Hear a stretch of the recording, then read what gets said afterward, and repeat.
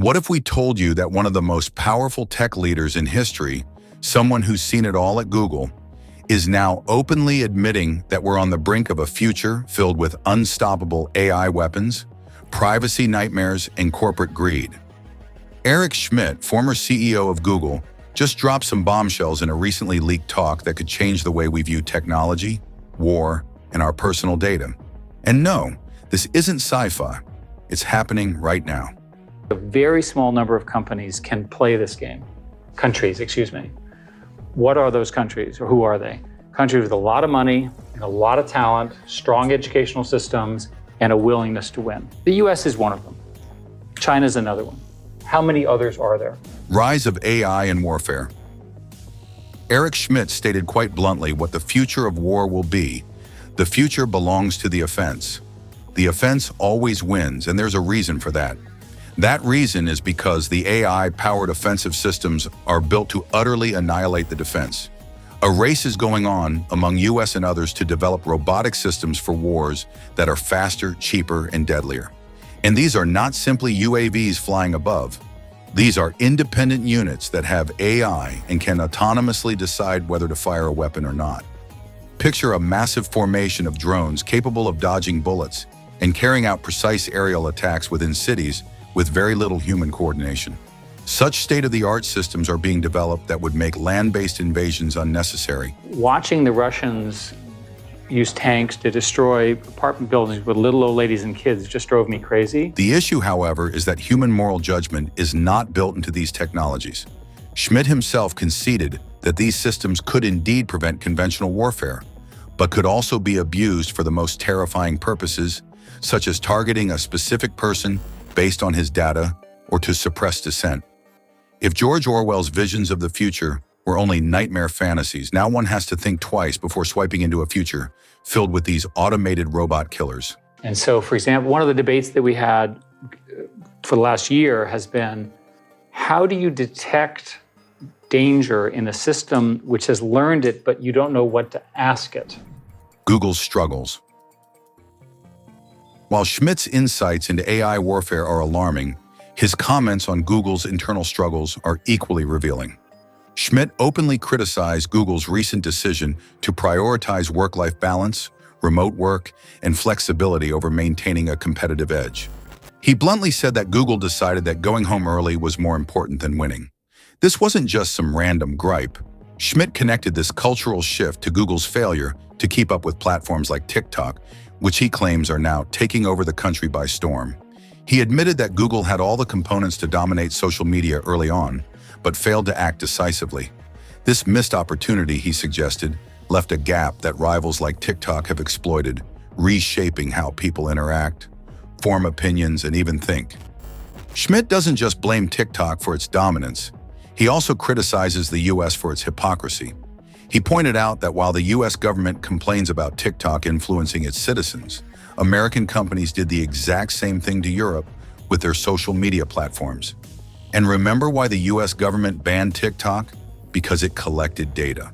We're going to have knowledge systems that we cannot fully characterize, but we understand their boundaries, right? We understand the limits of what they can do. And that's probably the best outcome we can get. Data collection. If you're not already concerned about how your data is being used, Schmidt's comments might push you over the edge. He talked about how easy it is for companies and even malicious actors to collect, use, and abuse personal data. Anyone could look up your information online, from landlords to potential employers, even scammers. Schmidt highlighted the importance of regulations like the General Data Protection Regulation in Europe, which aim to protect personal data. However, US isn't doing enough to safeguard its citizens. Our data is more vulnerable than ever, and we need to take action to protect it. Job killer or helper? Another point discussed was the effect AI has on jobs and skills. Should people still learn how to write code when AI systems seem to be doing it for them? His reply? Absolutely yes. Schmidt pointed out that even though many functions of these systems are bound to be performed by AI in the future, it is still important to know how these systems work. However, not everyone is on the same page. The other speaker in the discussion suggested that AI may not necessarily do away with human capabilities, but actually enhance them in a lot of ways. For now, moderately skilled coders seem to be getting the most out of the AI tools in the market. If you are a novice, they do not help much. And if you are an expert, there is a chance that you will find them more of a bother than of assistance. This scenario opens up interesting debates on the future of work, and if AI will actually level the playing field in dealing with complex work or worsen the skill divide. If you are liking the video so far, make sure to subscribe to the channel. We have a trust problem in our society. Democracies can fail. And I think that the greatest threat to democracy is misinformation, because we're going to get really good at it. European regulations. Schmidt did not mince his words when discussing the strict AI regulations in Europe. He was critical of the EU's AI Act, asserting that such a provision limits creativity and leaves businesses at a disadvantage in the global arena.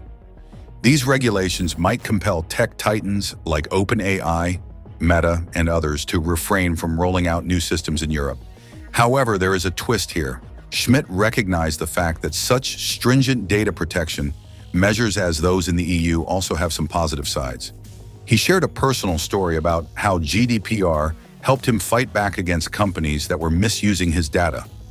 Now here's where things get even more interesting. Schmidt entered the domain of intrusive AI systems, or more simply, AI systems designed to invade other AI systems. He even went so far as to predict that entire industries will spring up around this concept that a company committed to hacking AI models will expose its weakness. Why does this matter? Because AI is taking the forefront, and there comes a moment when knowing how AI fails will be very important. Schmidt proposed that even graduate students could get involved in this field, thus stressing the increasing significance of cybersecurity in the AI era. AI-powered warfare. Let us focus on the theme of war once more, because this is where Schmidt really dropped some jaws. He showed images of AI-enabled drones that are already in the battle in Ukraine. Many of these automated drones are capable of executing many thousands of precision strikes, which are all planned and performed by AI systems. And the chilling prospect, Schmidt thinks, is that this is just the first step. He envisioned a future in which an autonomous machine could act faster than a human being, and thus warfare would purely be a well-thought systematic process. But what is the outcome if these technologies are misused? Schmidt cautioned that there is almost no chance to control the way these systems are applied once they get out. The potential for abuse for everybody from rogue states to terrorist groups are vast. He accepted that the creation of these technologies does not come without a price, one which is a huge moral risk. If the US doesn't lead in this area, someone else will, and they might not have the same ethical standards. This raises a critical question. Should we develop these technologies because we can, or should we set limits to prevent them from being used in harmful ways? Let us know in the comments section below, and make sure to like the video. Thanks for watching.